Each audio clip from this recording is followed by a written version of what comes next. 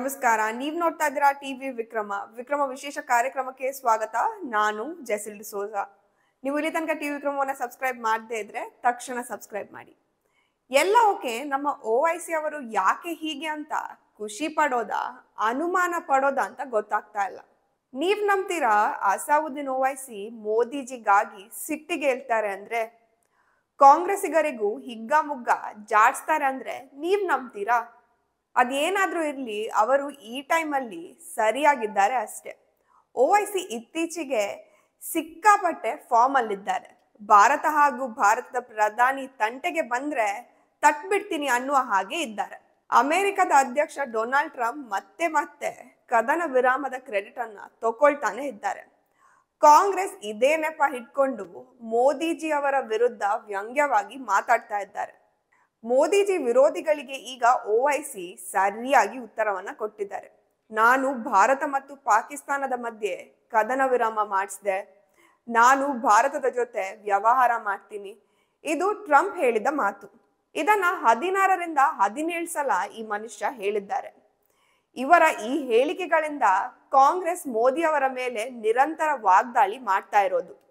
ಕಾಂಗ್ರೆಸ್ ಹೇಗೆ ಅಂದ್ರೆ, ನಮ್ಮ ದೇಶದ ಪ್ರಧಾನಿಗಿಂತ ಜಾಸ್ತಿ ಅಮೆರಿಕದ ಪ್ರೆಸಿಡೆಂಟ್ ಡೊನಾಲ್ಡ್ ಟ್ರಂಪ್ ಮೇಲೆ ನಂಬಿಕೆ ಇದೆ. ಇದರಿಂದ ಕಾಂಗ್ರೆಸ್ನ ವಕ್ತಾರೆ ಸುಪ್ರಿಯಾ ಶ್ರೀನೆಟ್ ಈಗ ಟ್ರಂಪ್ ಹೇಳಿಕೆಗಳನ್ನ ಲೆಕ್ಕ ಹಾಕ್ತಾ ಇದ್ದಾರೆ. ಅವರು ಎಷ್ಟು ಸಲ ಭಾರತ ಹಾಗೂ ಪಾಕಿಸ್ತಾನದ ಮಧ್ಯೆ ಕದನ ವಿರಾಮದ ಕ್ರೆಡಿಟ್ ಅನ್ನ ತಗೊಂಡಿದ್ದಾರೆ ಅಂತ. America is constantly insulting us. The President of America, Donald Trump, has said not once, not twice, but 12 times that he's brought the ceasefire between India and Pakistan. Our Prime Minister doesn't utter a word. He keeps saying, I threatened them with a trade deal. The Prime Minister doesn't utter a word. ಒಂದ್ ಕಡೆ ಭಾರತ ಸ್ಪಷ್ಟವಾಗಿ ಹೇಳಿದೆ, ಈ ಕದನ ವಿರಾಮದಲ್ಲಿ ಅಮೆರಿಕದ ಯಾವುದೇ ಪಾತ್ರ ಇಲ್ಲ ಅಂತ. ಆದ್ರೂ ಕೂಡ ಟ್ರಂಪ್ ಹೇಳಿಕೆಗಳನ್ನ ಇಟ್ಕೊಂಡು ಭಾರತದ ಸರ್ಕಾರದ ವಿರುದ್ಧ ನಿರಂತರ ಹೇಳಿಕೆಗಳನ್ನ ಕೊಡ್ತಾನೆ ಇದ್ದಾರೆ. ಈ ವಿಷಯವಾಗಿ ಹೈದರಾಬಾದ್ನ ಸಂಸದ ಅಸಾವುದ್ದೀನ್ OIC ಅವರು ಎಂಟ್ರಿಯನ್ನ ಕೊಟ್ಟಿದ್ದಾರೆ. ಟ್ರಂಪ್ನ ಜೊತೆಗೆ ಕಾಂಗ್ರೆಸ್ಸಿಗರಿಗೂ ಕೂಡ ಸರಿಯಾದ ಉತ್ತರವನ್ನ ಕೊಡ್ತಾ ಇದ್ದಾರೆ. ಅಸಾವುದ್ದೀನ್ OIC ಹೇಳ್ತಾರೆ, ಟ್ರಂಪ್ಗೆ ಸರಿಯಾದ ನಾಲೆಜ್ ಅನ್ನೋದೇ ಇಲ್ಲ. ನಾನು ಇಷ್ಟು ವಾರಗಳಿಂದ ತುಂಬಾ ಸಮಾಧಾನದಿಂದ ಮಾತಾಡ್ತಾ ಇದ್ದೆ, ಯಾಕಂದ್ರೆ ಅಮೆರಿಕದ ಜೊತೆಗೆ ನಮ್ಮ ಸ್ಟ್ರಾಟಜಿಕ್ ರಿಲೇಶನ್ಶಿಪ್ ಇದೆ. ಆದ್ರೆ ಈಗ ಅವರ ಬಾಯಿಗೆ ಬಂದಾಗೆ ಬೊಗಳ್ತಾ ಇದ್ದಾರೆ. ನಮ್ಮ ಪ್ರಧಾನಿ ಮೋದಿ ಅವರು ಟ್ರಂಪ್ ಜೊತೆ ಅರ್ಧ ಗಂಟೆ ಕಾಲ ಮಾತಾಡಿದ್ದಾರೆ. ಫಾರಿನ್ ಸೆಕ್ರೆಟರಿ ಅವರ ವಿಡಿಯೋನ್ನ ನೀವು ನೋಡಿರ್ತೀರ. ಇದಾದ ನಂತರ ಕೂಡ ಟ್ರಂಪ್ ಹೇಳ್ತಾನೆ ಇದ್ದಾರೆ, ಒಂದೇ ಉಸಿರಿನಲ್ಲಿ ಯುದ್ಧವನ್ನ ನಾನು ನಿಲ್ಸಿದೆ ಅಂತ. 135 ಕೋಟಿ ಜನಸಂಖ್ಯೆ ಇರುವ ದೇಶ ಇದು. ಇಲ್ಲಿಗೆ ಯಾರಾದ್ರೂ ಬಂದು ನಾನು ಯುದ್ಧ ನಿಲ್ಸಿದೆ ಅಂತ ಹೇಳಿದ್ರೆ ಹೇಗಾಗುತ್ತೆ, ಎಲ್ಲಿ ನಿಲ್ಸಿದ್ದಾರೆ ಅಂತ ಪ್ರಶ್ನೆ ಮಾಡ್ತಾರೆ. ಈ ಮಾತು ಇಲ್ಲಿಗೆ ಮುಗಿಯೋದಿಲ್ಲ. ಟ್ರೇಡ್ ಡೀಲ್ ಅಂತಾರೆ ಟ್ರಂಪ್. ಎಂತಹ ಟ್ರೇಡ್ ಡೀಲ್? ಇಲ್ಲಿ ಟ್ರೇಡ್ ಡೀಲ್ ನಿಂದ ಅಮೆರಿಕಾಗೆ ಲಾಭ ಜಾಸ್ತಿ. ಭಾರತದ ಜೊತೆ ಪಾಕಿಸ್ತಾನಕ್ಕೆ ಜಾಸ್ತಿ ಟ್ರೇಡ್ ಮಾಡ್ತೀರಾ. ಟ್ರೇಡ್ ಡೀಲ್ ಹೆಸರಿನಲ್ಲಿ ಯಾವ ಸರ್ಕಾರವೂ ತನ್ನ ಸಾರ್ವಭೌಮತ್ವವನ್ನ ಬಿಟ್ಕೊಡೋದಿಲ್ಲ. ನಾವು ಬ್ರಿಟಿಷರಿಂದ ಸ್ವಾತಂತ್ರ್ಯವನ್ನ ಪಡೆದುಕೊಂಡಿದ್ದು ಯಾಕೆ? ನಾವೇ ಅಧಿಕಾರವನ್ನ ಮಾಡಬೇಕು, ಸ್ವಾತಂತ್ರ್ಯವಾಗಿ ಇರಬೇಕು ಅನ್ನುವ ಕಾರಣಕ್ಕೆ. ನಾವು ನಮ್ಮ ಸಮಸ್ಯೆಗೆ ಪರಿಹಾರವನ್ನ ಕೂಡ ನಾವೇ ಕಂಡುಕೊಳ್ತೀವಿ, ತೀರ್ಮಾನವನ್ನು ಕೂಡ ನಾವೇ ತಗೊಳ್ತೀವಿ.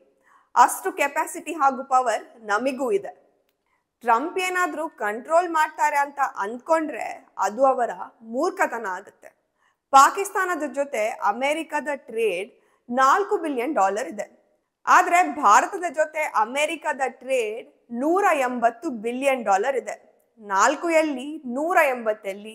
ಇದೆಲ್ಲವನ್ನ ಕೂಡ OIC ಹೇಳ್ತಾರೆ.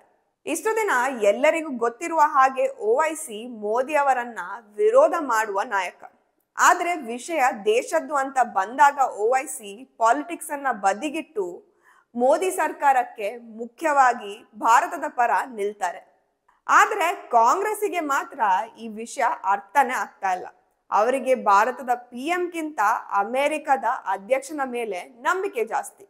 ಟ್ರಂಪ್ಗೆ ನಿಜವಾಗ್ಲೂ ಅಷ್ಟೊಂದು ದಮ್ಮಿದೆಯಾ ಎರಡು ದೇಶದ ನಡುವೆ ಕದನ ವಿರಾಮವನ್ನ ಮಾಡಿಸೋದಷ್ಟು, ಎಸ್ಪೆಷಲಿ ಇಂಡಿಯಾವನ್ನ ತಡೆಯೋದಷ್ಟು?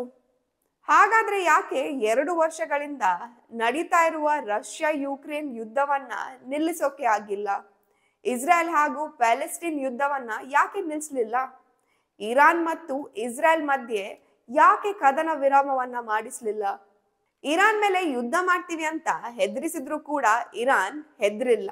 ಇನ್ನು ಭಾರತ ಇವರಿಗೆ ಹೆದರುತ್ತಾ? ಓವೈಸಿ ಅದನ್ನೇ ಹೇಳ್ತಾ ಇರೋದು. ಈ ವಿಷಯ ಉಳಿದ ವಿಪಕ್ಷ ನಾಯಕರಿಗೆ, ಮುಖ್ಯವಾಗಿ ಕಾಂಗ್ರೆಸ್ ನಾಯಕರಿಗೆ ಅರ್ಥ ಆಗಿದ್ರೆ ಒಳ್ಳೆದು. ಟಿವಿ ವಿಕ್ರಮ, ದೇಶ ನಿಮ್ಮ ಕೈಯಲ್ಲಿ. ಈ ಕಾರ್ಯಕ್ರಮ ನಿಮಗೆ ಇಷ್ಟ ಆಗಿದ್ದಲ್ಲಿ ಲೈಕ್, ಶೇರ್ ಹಾಗೂ ಕಮೆಂಟ್ ಮಾಡಿ. ಟಿವಿ ವಿಕ್ರಮದ ಕಾರ್ಯಕ್ರಮಗಳನ್ನು ನಿರಂತರವಾಗಿ ವೀಕ್ಷಿಸಲು ಸಬ್ಸ್ಕ್ರೈಬ್ ಮಾಡಿ, ಬೆಲ್ ಐಕನ್ ಒತ್ತಿ.